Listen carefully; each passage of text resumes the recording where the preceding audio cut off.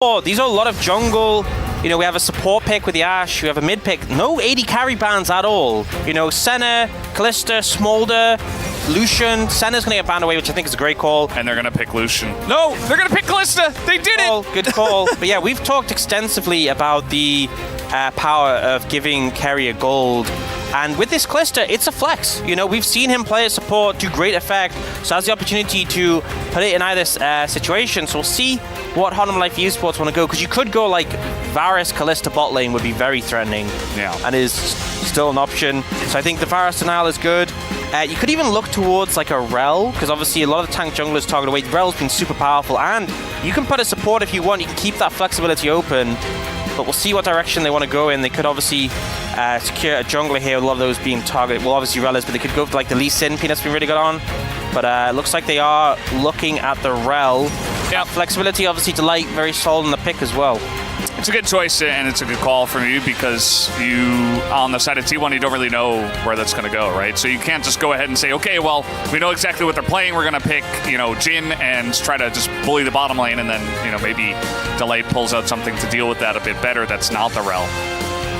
Yeah, I was thinking Lee Sin Ahri would be like a solid rotation here for T1. They were toying with the Aatrox, though. Here's the thing is that I feel like so many T1 drafts have just been, we can just pick Aatrox in the first three, and it looks like they will be following that pattern of just locking Aatrox. Now, Honor Life Esports could respond with something like the Twisted Fate now. Or anything they want to secure to have a good matchup in the top lane. They want to lean more into something tanky, the Udyr possibility, the Cassante.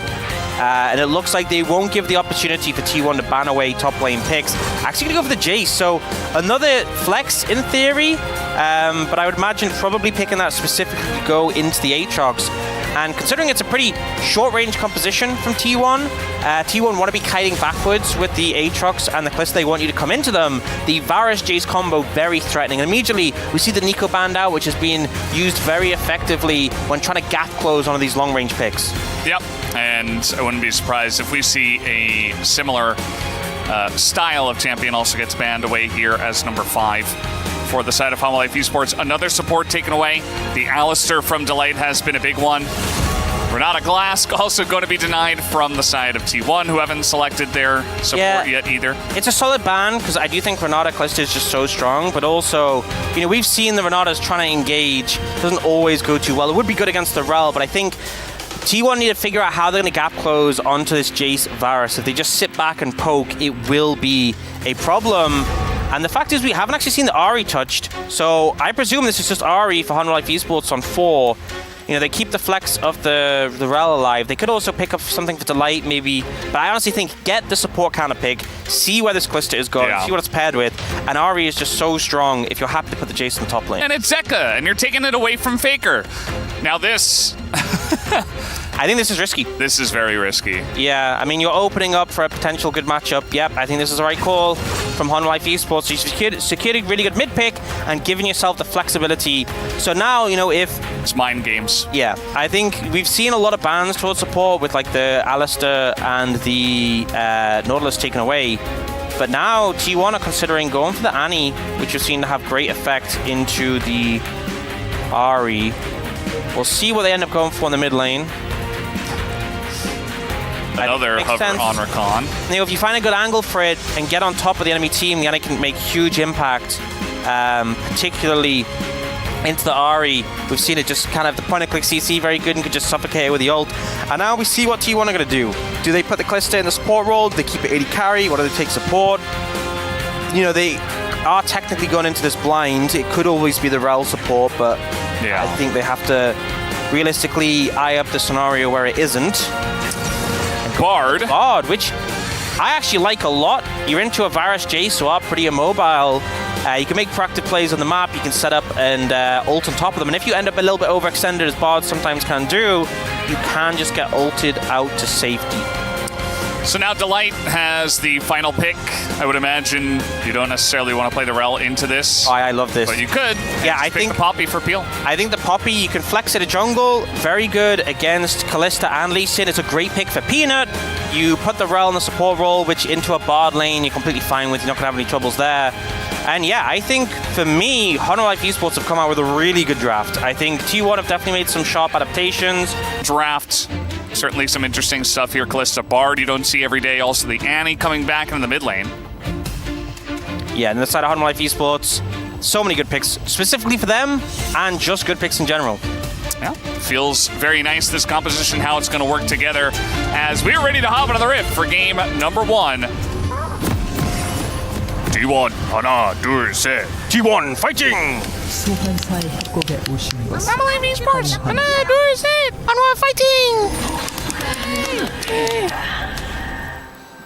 That Poppy skin looks like an Annie. 30초 남았습니다. Oh. Look at it. Yeah, it does. What? He did that on purpose. Just so you get them mixed up. Yeah, make my life a little bit harder. Yeah. Once it gets to team fights. Imagine if you had to cast and you didn't have the health bars or the names. You just had to use the champions themselves. I think that would make it a little bit tricky. Yeah. Imagine if the client was in a language you didn't understand and it was a game you had never played before. I've done that before.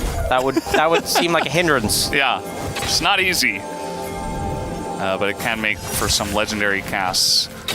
And The early ward XP of the solo lane is there as well, and clear out that ward, denying some information away from T1, and Polite should just be able to make his way down back towards the bot side. this is 13-0 on Aatrox. Yeah, he's been playing this a lot.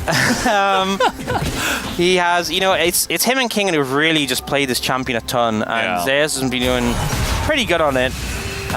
Some decent win rates from Hard Life Esports picks as well, but nothing really comparing to that mammoth 13-0. You know who really hates this champ right now? It's Chronicler. And it's because it is so strong, so tanky in team fights, and you're building full damage. Dude, that annoys me so much. Just the fact that you're building lethality items and you're harder to kill than like an actual full tank. Just the healing you get. And the thing is, I understand if you get like a 5-man sweet spot Q3, I get it, you're going to heal a lot.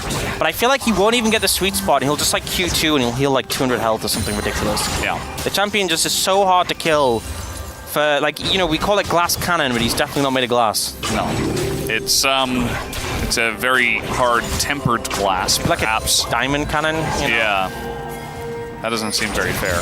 No. But that's Aatrox. Yeah.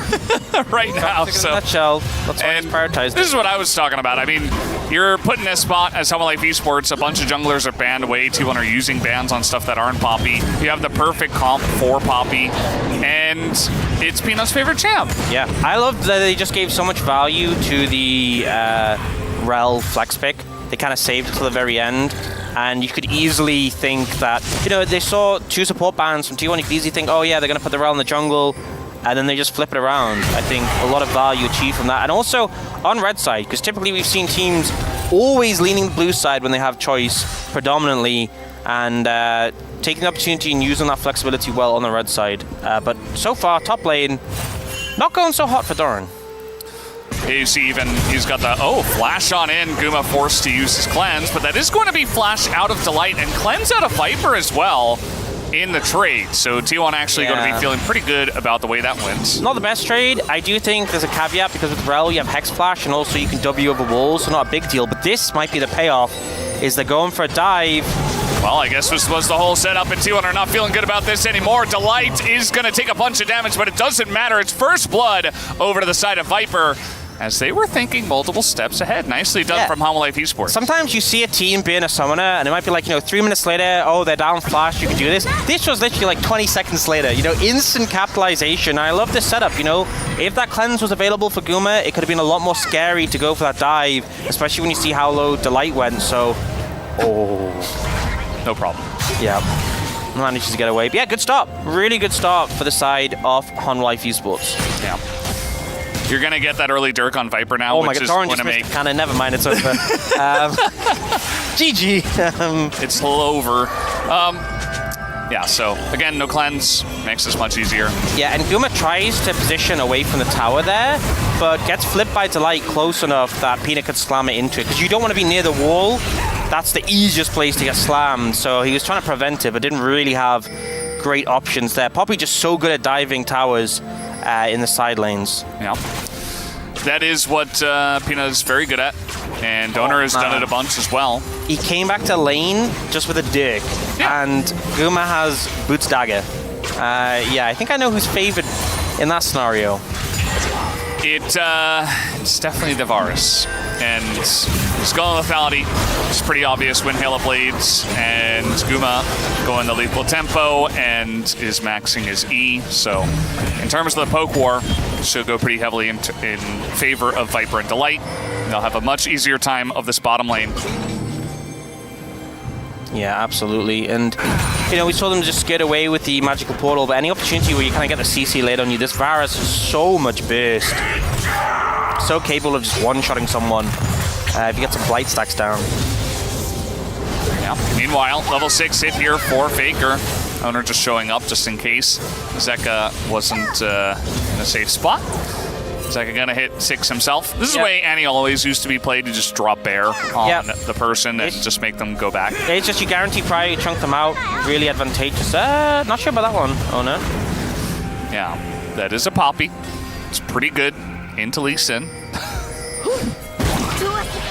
Even gonna pick up this plant to help their health bars and maybe try to secure this early Drake. You have the support Rel, which isn't jungle, but you can still come over and do, you know, a smite on the dragon because you're Rel. Yeah, you can definitely sync it, especially with Varus as well. I feel like in terms of champions who are good at securing neutrals, the Rel Varus, honestly, even better than the Kalista, because the Kalista actually has to stack up spears, and they really don't. Oh. Just do some burst. Zeka is going to be forced to Spirit Rush. Owner did use his Q, but no level 6 for him, and that's be the end of that. He does walk into stun range again, but he does have another charge of Essence as Faker thinking about it. Yeah. Flash Q, but no. Thinking Flash Q auto, you know, did he have it? He was calculating, you know, running the numbers, run the 7 million outcomes in his head and decided against it. So Owner maybe spotted getting in here. Either way, they knew that it was available and spotted doing the enemy red. Red-handed, you could say. Wow. Yeah. I think you would say that. He would say it. It's the red buff. He wouldn't say it if it was the blue buff. Then he would say blue-handed. Yeah, which wouldn't work. Oh my. Yeah, and Peanut, level 6. I mean, he's thinking about it as well, at least trying to push him away. As we do have this passive picked up, there's the ult as well, but Owner going to be blocked. And the Steadfast Presence, really not sure why he's taking this fight at all. Yeah, I'm hoping that Faker gets there, but that did not work out for him. not sure what the game plan was there. You can obviously see Peanut wanted to keep Owner away from smiting the Raptor because he had no smite himself. But the extended fight, the fact that Owner was level 5 and also just dealing with all the shutdown that Poppy has just didn't end up going well. Here comes Zeka. He does not have Spirit Rush, but he was there, and now he's not. And he's running away, and the timing for him, very unfortunate. Not going to see Keria, who's on a gank to try to get on top of Doran here, who might be forced to flash away, as the flash comes in from Zeus and does force it out. Doran will have to get away. Keria just with a cheeky gank on the top side. You see that word? Look at that word that Doran just put down. Not doing too much with that one. Yeah, well, at least T1 won't expect the ward to be specifically there. Yeah. He can see the enemy champions when they're close to him. Yes. Double lead. Yes. So, you know, if someone was hanging between the towers, he would see them slightly earlier. yeah. But now he has his Poppy just being a human ward. Peanut was setting up for that, and he's gonna hit it. As let's see the damage into Owner. He's in a bit of trouble, can't dash away. Steadfast Presence does go down as flash on in from Peanut, and he is gonna pick it up. The kick comes out late, and Peanut just very casually picks up a kill, and now Zeka coming on in. Zeus in a bit of trouble. Faker's making his way over. The charm is down, but Faker not really able to help out too much in this, and now Zeus just left all alone. Zeka gonna pick up that kill, and Homolife Esports with some big wins here in the early game. Now they're going for a bit more, as Guma doesn't have cleanse once again, is forced to flash away in the Q. It's going to land, and it's barely not enough damage. So close, loving the aggression from Delight on these engage picks, always a treat to watch. But Homolife Esports coming out really strong in the early game. Peanut just completely read Owner like a book in that situation and was so patient with the play. Yeah, Peanut is all over the jungle right now. He picks up an early Knight's Vow as well. Going to be pretty valuable when it does come down to the later stages of the game if they do get dove on as well. And Viper, 20 CS up, has a Ghost Blade already. Yeah. Guess who's back? Back again. It's Peanut.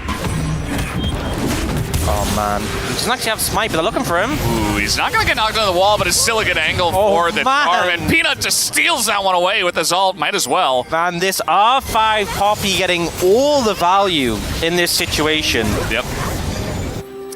Just again, he's just reading him so well. Counters the gank in the top lane, comes down, catches him on the red, has the backup of Zeka, and the power of this Ahri. Oh, Doran might be in trouble. Yeah, Doran does not have his flash, so he's going to get sent up against the wall, and they should be able to set this one up pretty easily. Not much recourse for him, as he'll do a bit of damage. But look at this, once again, now it's Guma who's on the Krugs, just going to get isolated by himself. Yeah, I think Doran pretty okay with that trade. Sure. Guma, I mean, this is the thing, like, I respect Carrier going for that play. I think going proactively and getting the pick on Doran, definitely nice, but Live Esports, no hesitation in punishing on the other side of the map and getting a ton of value for it. Now, they are going to look for the return. There is a TP on Doran, and he might regret going for... Oh, he's going to immediately regret that. Yeah. He wishes to cancel. The timing, very unfortunate, and he's dead. Not much you can do, except not TP in this case, and just identify, hey, well, I got a kill on the bottom side of the map. It's a free lane for Viper. Maybe I should just walk this one. Yeah, not doing so great in the weak siding this game. I feel like people just kind of dying when the teams are focusing, but credit also, both teams doing a pretty good job of punishing. This is the replay of Guma. Was on a wall. I think he might have been spotted. Well, they knew the Krugs moved, so they knew he was there. And then gets spotted, gets locked up. Playing Cliston to Rel Poppy, very unfun, I think is safe to say. And that timing from Carrier just flawless. It's one way to put it. And not very fun to get dove in the top lane. We've seen this about 8 times today, it feels like. As Bear comes down, Zeka in a bit of trouble and just gets flash incinerated. And he's dead. Just got absolutely bopped there by Faker. And you know, Zeka's been moving out a fair bit, and Faker's kind of just been holding strong, picking up a lot of farm, got a pretty substantial chess lead. It feels like Live Esports overall definitely have the edge. Oh, yeah. But we saw some cross-mapping going, but this mid-matchup, you know, Faker has a 2-level lead on Zeka.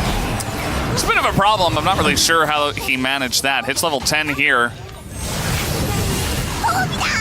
잡았고 아리 노공이야. 아리 노공. W flash there. No ult is what he said for Ahri. And it's Chemtech Soul. Pretty unfortunate for Live Esports. They got this early lead, and now, well, they've got some shields, I guess. My bad. And they have some tanky members that might be able to utilize it a little bit, but generally not going to be nearly as good. Not so hot. We talk about this every time, but it's pretty important, especially In case because it's not Live clear, Esports have the 2 Drakes. If it's not clear, we don't rate Chemtech Soul on this test. At all. Yeah, it's not very good. So, if that wasn't apparent. Yeah, still a lead for Live Esports, still an advantage for them. And I feel like Viper right now, really strong on this virus, so looking to see what they can do. They've obviously moved him towards mid. Yeah. His piercing arrow is he's now just hit level 9, so they're maxed. Yeah. Damage coming through is going to be very significant, and no one really has any armor on the side of T1 other than, you know, a Seeker's, played steel caps on this. So, going to be doing a lot of damage to everyone. Yeah. You got some armor on Carrier too, but at the end of the day, it's a whole cloth armor? Yeah. It's going to be built into a chain vest and then a item that has armor as well. But, you know, we talked about Faker's lead, but Viper's lead over Guma right now is even larger.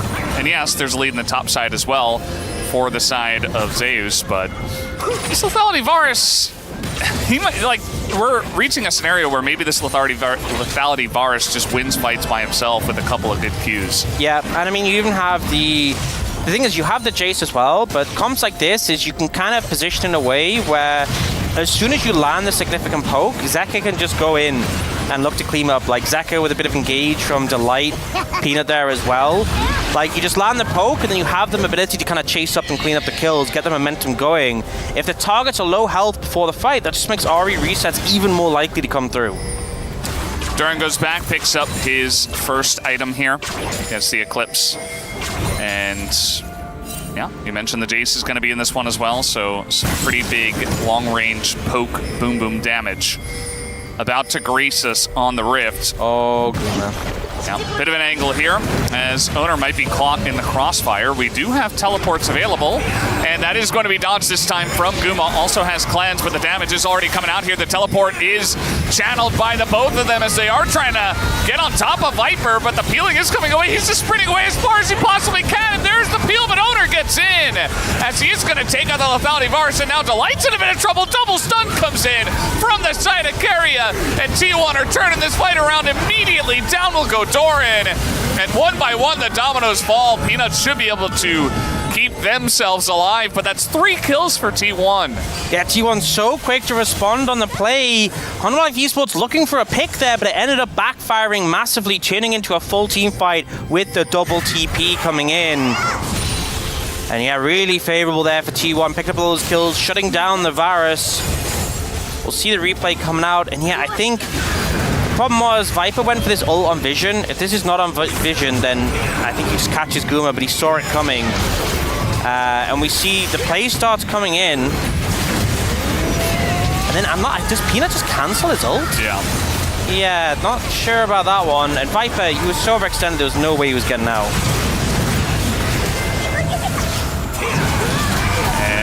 Yeah, I mean, at that point, you know, Guma's low, Zeus is low, but it doesn't matter because they already did the damage. They got the job done, and it's a 5v2 at the end of it all. So, bit of a respite here for the side of T1. They catch back up in terms of gold. Yeah, it is that dragon in a minute, though. So what? I mean, it is when he can attack. You know, it's just to fight. Yeah. Unlike Esports looking to try and get some pressure on this mid-tower. Oh, the charm and the chains. There is the Fate's Call to save Keria. That's why I was saying goodbye, because he was leaving Fate's Call. Yeah. Not because I thought he was gonna die. I knew the Callisto was there. Yeah. And I assume Honolife Esports did, just feeling they were happy to trade the Varus ult for that. I would be. Varasalt is basically up again. Yeah, it won't be too long. It'll be up by the dragon fight, you would imagine. And, you know, I feel like off the back of that play, Zeus got a decent amount of gold, and that's always concerning. You know, 13-0 and currently trying to get poised for that 14th. Yeah. But remember, they don't have TP now, so we're seeing him move over. T1 are trying to focus on mid-prio here as Honolife Esports are trying to get control of the river. Banana Brush control going the way of Honolife Esports, but look at T1 moving in together and getting some wards into that brush as well as over the wall. That control ward actually didn't get this ward, so he has to scan the bear. Owner's on your team. Zoning bear. Zoning them away. You know, it's just a total waste. Sacrifice of Tibbers. Yeah, big cooldown unavailable now. Yeah. Magical journey over the wall. Hanwha, you could just go for the mid-tier 1. You don't have to fight this. It is just a Chemtech Dragon. So Zach is going to take mid-tier 1. And actually, T1 have backed away, taking some heavy poke here. Yeah. And this seems like the best scenario for Honolife. I mean, look at the damage. It's literally just the poke. The Jace and the Varus doing everything. They don't even have to fight. They poke them off. They get mid-tier 1, and they get the Dragon. Big win for Honolife Esports. It's just one of the basic rules of League of Legends is if the poke comp is sitting there in a passive positioning, poking you, and you're doing nothing, you will lose. You will fall behind, unless you eventually get some kind of engage, but you're going to lose those health bars as long as the poke can land, and that it did for the side of Honolife Esports. T1 elected to not fight over the Chemtech Drake, which, after the poke had landed, probably a good idea. Yeah. I think also the Tibbers probably and you know, consideration. Typically we always see like opportunity come out for Varus, but I actually really like the fact he's got Edge of Night Ghostblade, because it's actually kind of tricky for T1 to engage, because you have to kind of close the distance with Lee Sin and Annie, which isn't always easy. But the Edge of Night really makes it hard for Bard. He can't just ult you out of nowhere with that on top of you. And then the Ghostblade is also great for like kiting away from those situations, for running out of a Bard ult. He has Cleanse as well. So I think Viper just very much knowing he's already going to do a lot of damage, but now he's just going to be very hard to actually pin down and get an engage off. And I think T1 realized they didn't have the angle for it there. Yeah. And look at this, Doran playing safely in the side lane. A good sight to see, as he now has Peanut over there with him. Or actually, that is Delight. See a lot of jungle rel nowadays. And he'll be fine. just farming it out. It doesn't look like either team wants to make a big maneuver before this next Drake does come out. Yeah, I'm so concerned just for Guma and his impact in this game. He is not looking so hot in the item department at the moment, and I'm sure he's got some gold saved up. He has just back now and bought a BF sword, but still, he's behind quite substantially. And you know, countless times before we've seen T1 manage to teamfight their way out of a deficit. They're not even that far behind in gold. I just think how the compositions interact is going to be a challenge to have to solve. Yeah, especially when you're going to be hitting a front line that is a Rel, who is naturally tanky, and a Poppy, who goes for Knight's Vow and Thornmail, which is kind of the flavor of the month builds. Yep. When you're going up against a lot of AD. And outside of the burst from the Annie, it's basically all AD. So I think it's all right in this case. We're not huge fans of the Thornmail, but no, I think the especially since Frozen Heart got nerfed a bit, it's still a very high armor item. Even if you're not getting like the most value, there's still like a decent amount of healing on the side of T1. Yeah. Sundered Sky. Yeah, and just Lee Sin in general is healing his kit. Aatrox to Callisto with the Blade of the Rune King. I guess in this game it's probably actually it's not value, but I think just the stats are the main thing you're picking out for. Yep, 70 armor.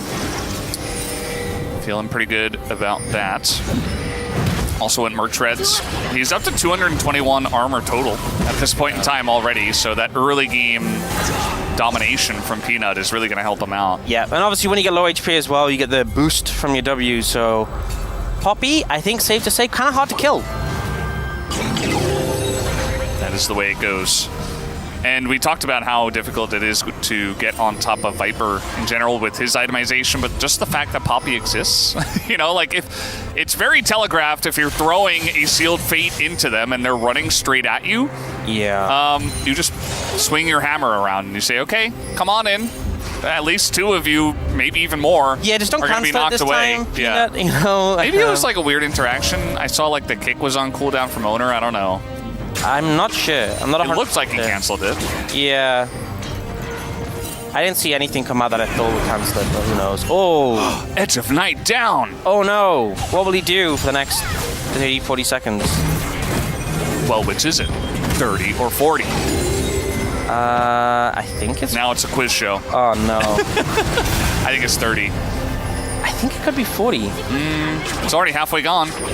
Yeah. Oh, man. Does he have an Ingenious? Why you put me on the spot? I don't know. This is where it gets so There's complicated. nothing else happening. It gets so complicated, you know? Yeah. Cosmic what is the Insight exact also? cooldown? I just have Cosmic Insight. Where am I? This is too much. All right, it's back. That was about 30 seconds. Let's never question the cooldown again. We're just gonna blind faith, you know? Yeah. Around 30 to 40 seconds. I think it was less, though. That's what I said. Let's just stick with that. Yeah. You know? Why do we have to change? I'm going to say 24.7 seconds. Let's say 33.33. All right. Recurring. Repeating, of course. Yeah. Repeating, of course, yeah. Maybe the desk can help us out. Space. HLE Esports, they have a chokehold on this river as we get the zoom out. T1 have really no entry into this. There's no flank wards, nothing.